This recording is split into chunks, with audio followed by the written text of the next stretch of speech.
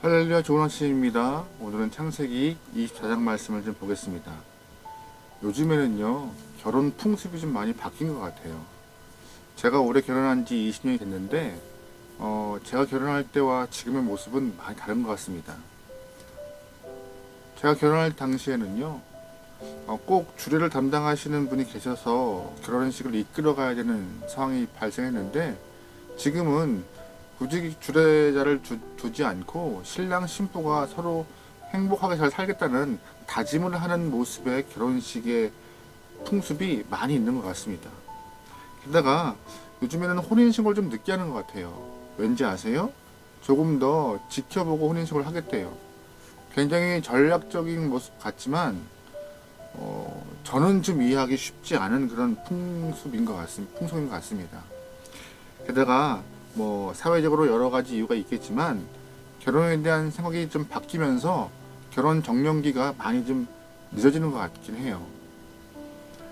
세대에 따라서 또한 상황에 따라서 결혼 풍습이 바뀌는 건 뭐 어쩔 수 없는 상황이지만 그럼에도 성경 안에는요 어떠한 모습이 결혼에 대한 원형의 모습이고 결혼한 이후의 가정이 어떻게 살아야 되는지 잘 표현되고 있는 그런 본문이 오늘 이야기입니다. 특별히 오늘 24장은요, 아브라함의 아들 이삭과 리브가의 결혼이 등장하는 내용인데요. 이 두 사람의 이야기를 통하여서 어떻게 젊은 남녀가 만났고 어떻게 살아가게 되는지를 살펴보므로 우리 또한 가정 안에서 그러한 모습을 좀 구현하기 위하여 애쓰는 우리가 되면 좋을 것 같습니다. 아브라함은 결혼 정년기가 지났지만 아직 결혼하지 않은 아들을 위하여서 자신의 종을 아브라함 자신의 고향으로 보내버립니다. 그래서 그 고향에 있는 여인을 데려와서 이삭과 결혼식을 하죠. 분명히 주변에 많은 여성들이 있었지만 아브라함은 이방 여인과 이삭을 결혼시키고 싶지 않았어요. 그래서 좀 멀지만 고향 땅으로 종을 보냈던 것이죠. 종의 입장에서는 아브라함이 그렇게 이삭의 짝을 찾는 것에 대해서 납득하지 못했습니다. 너무 어려웠거든요. 또한 한 번도 보지 못한 그 여인을 그냥 데려온다? 쉽게 납득할 수 있는, 이해할 수 있는, 또한 쫓아온 여자가 있을까? 라는 궁금증이 있는 그런 방법을 갖고 결혼을 진행하기 때문에 쉽지 않은 그런 마음을 갖고 있었던 것이 종의 모습이었을 것이에요. 하지만 아브라함은 걱정하고 두려워하는 종에게 걱정할 필요 없다. 하나님이 먼저 가셔서 분명히 이삭의 배필을 준비할 터이니 너는 그냥 데려오면 된다라고 안심을 시킵니다. 오늘 본문에 그래서 아브라함의 아들 이삭과 또한 아브라함 고향의 여인이었던 리브가가 결혼을 하는 장면인데요. 특별히 오늘 이 두 남녀가 어떠한 삶을 살아가는지 잠깐만 그들의 모습을 좀 볼게요. 먼저 이삭이 어떠한 모습이었는지 우리가 말씀을 통해 좀 확인해 볼게요. 63절 말씀입니다. 이삭이 저물대에 들여나가 묵상하다가 눈을 들어 보매 낙타들이 오는지라. 아멘. 이 짧은 구절에 이삭에 대한 정보가 두 가지 있습니다. 첫 번째 무엇이냐? 이삭은 들에 나가서 열심히 일을 하는 사람이었던 것입니다. 결혼을 위하여서 이 사람 저 사람 뒷공문을 쫓아다니는 사람도 아니었고 또한 결혼 자체가 목적인 사람도 아니었습니다. 그냥 이삭은 자기 일터에서 성실 일을 하는 사람이었고 자기 일터를 사랑하는 남자였습니다. 게다가 열심히 하고 있는 모습을 통하여서 하나님이 자신의 삶에 어떻게 이뤄나가실지를 믿음으로 구현해내고 풀어가는 그런 사람이었습니다. 두 번째, 오늘 본문에서 이삭에 대한 정보가 무엇이냐? 묵상을 즐겨하는 사람이었습니다. 자기 일터에서 열심히 기도하고 말씀 읽고 말씀을 해석하고 마음에 새겨서 말씀을 소화시키는 사람이 이삭이었습니다. 만약에 여러분의 이 따님이 결혼할 나이가 되어서 배우자를 구한다면 여러분 어떠한 배우자를 구하시겠습니까?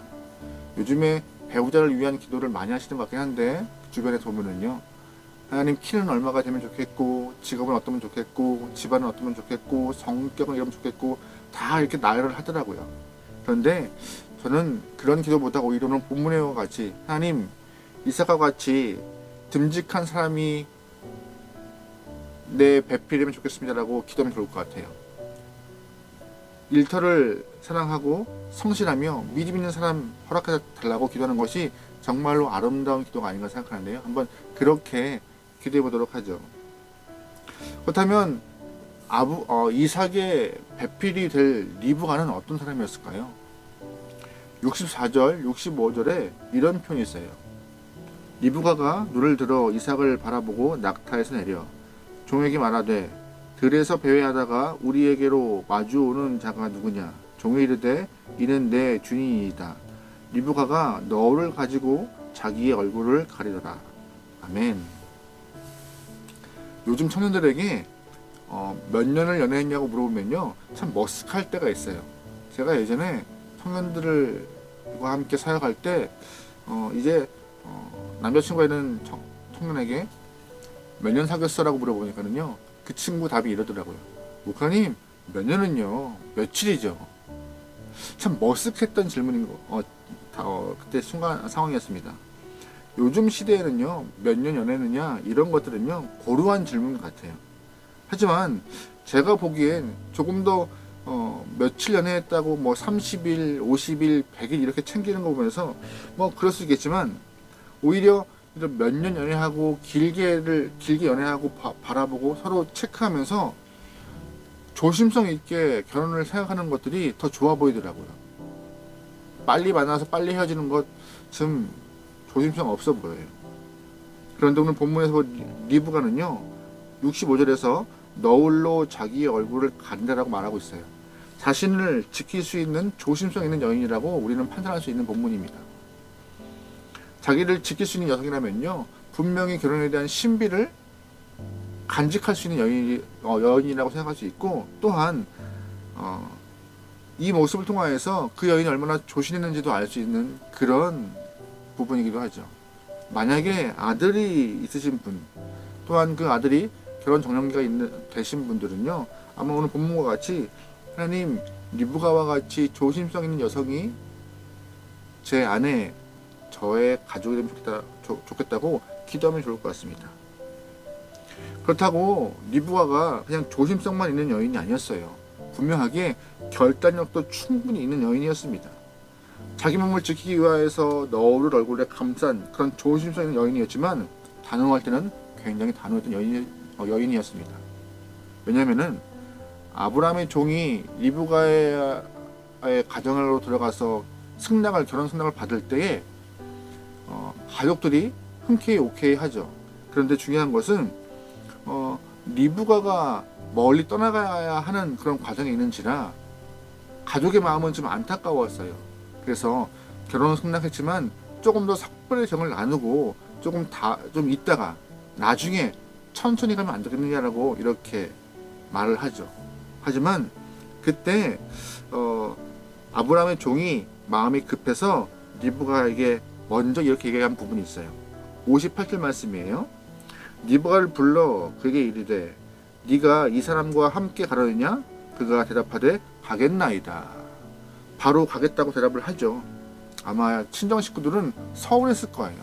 뭐 그렇게 빨리 가고 싶어 하는가 라고 하는 마음 때문에 조금 그런 서운함이 있을 수 있지만, 한 번 결정하고 한 번 이렇게 결단한 일에 대해서는 시원하게 밀어붙이는 당장 해결하는 그런 리브가의 모습을 볼 수 있어요. 조심성 있게 보는 일도 지키지만, 또한 결심이 분명하여서 일을 추진하는 그런 심지궂은 여인으로 오늘 본문에 등장하죠. 멋진 여성입니다.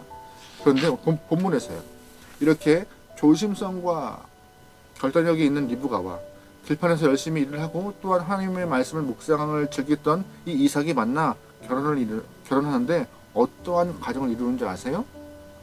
67절 말씀에 이런 표현이 있습니다.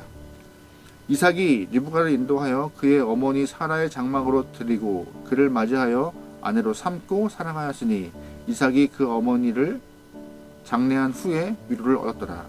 아멘. 67절에서 결혼의 신비함이 나와요. 어떤 거요? 잘 보시면 사랑하여서 아내를 삼았다? 아니요. 아내를 삼고 사랑했다고요. 요즘 젊은이들이 본다면요, 아주 뜨악할 본문이기도 하죠. 그런데 하나님이 원하시는 삶의 모습은요, 가정의 모습은요, 바로 결혼 후에 훨씬 더 사랑하고 훨씬 더 풍성한 그런 아름다움이 있는 가정의 모습을 원하고 계신 것입니다. 요즘에 결혼 전에 많이 사랑하여서 결혼 후에는 사랑할 것이 없다고 말하는 사람들도 있더라고요. 하지만 아내를 삼고 더 사랑이 깊어지고 더 사랑이 넓어지고 더 풍성해지고 그런 아름다운 모습의 아름다운 가정이 주님이 꿈꾸시는 모습인 것입니다. 문자 그대로 얼굴 보지 않고 결혼해 이게 아니라 결혼한 이후 진짜 가정은요, 결혼한 이후에 부부가 서로 만나서 더 훨씬 더 행복해지고 훨씬 더 마음이 깊어지며 훨씬 더 매일의 삶에서 아름다운 사랑을 느껴가는 것, 그것이 하나님이 결혼한 가정에 원하시는 모습이라고 오늘 본문은 말하고 있는 것이에요. 여러분의 가정은 어떠세요? 결혼한 지 10년, 20년, 30년 지났지만 그 횟수만큼 사랑이 깊어가시나요? 서로 이해하시나요? 행복하신가요? 나니까 당신이랑 살아주는 거야. 우리는 사랑 아니라 의리로 살아. 의리! 이런 거 말씀하시는 부분도 있으시겠지만 그런 표현보다 오히려 세월이 흐른 것만큼 더 사랑하며 세월이 지난 것만큼 더 행복하며 세월이 지난 것만큼 더 이해할 수 있는 폭이 넓어서 가정 안에 아름다운 모습이 많길 원합니다. 그것이 오늘 하나님이 우리에게 원하시는 가정의 모습이고 삶의 자세인 것입니다. 이러한 가정을 위해서는요, 열심히 일해야 하고 열심히 주의 말씀을 묵상해야 합니다. 또한 아내는 조심성 있게 자기를 관리하고 또 훨씬 더 주 앞에서 강하고 결단력 있는 모습으로 또한 삶을 살아내야지 오늘 허락하신 믿음의 가정이 세워나갈 줄 믿습니다. 여러분 언제나 여러분의 가정 안에서 하나님의 은혜와 사랑이 넘쳐 흘러 주변에게 믿음의 가정에 좋은 본이 되기를 주님을 축원합니다. 아멘. 기도하시겠습니다. 하나님, 허락하신 가정에 주님의 사랑과 은혜가 충만케 도와주시옵소서. 또한 치유가 있는 가정들에게 도와주시고 회복이 있는 가정들에게 도와주십시오. 사회에 나가 여러 가지 일을 만나고 여러 가지 사람을 통하여서 감정적 소모, 체력적 소모, 아주 쉽지 않은 일들을 많이 만날 것입니다.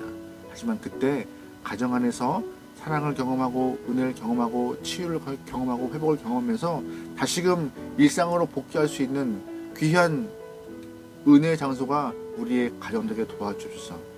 우리의 가정을 통하여서 주변에 있는 많은 영혼들의 믿음의 가정의 참모습을 보기 원하오니 우리의 모든 가정을 주님이 이끌어 가시고 우리 가정의 주인 되어 주시옵소서.